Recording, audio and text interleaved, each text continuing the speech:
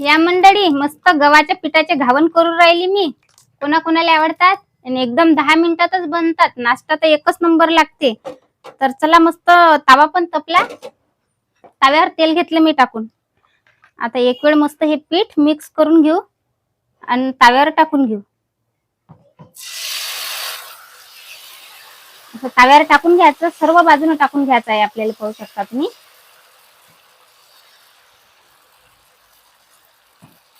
आणि बनतात आणि जाळीदारही बनतात बरं. तवा थोडा मोठा असल्याच्यानं आपल्याला काय करायचं आहे, सर्व साईडनं, गॅसच्या सर्व साईडनं फिरून घ्यायचं आहे. गॅस आहे बंद पडला माई बाई, पेटवला. आता सर्व साईडनं मस्त होत आलं आपलं घावण. आता साईड सोडून राहिलं. पाहू शकता किती मस्त झालं. 2 केले मी, हे तिसरं आहे, आणखी करतो.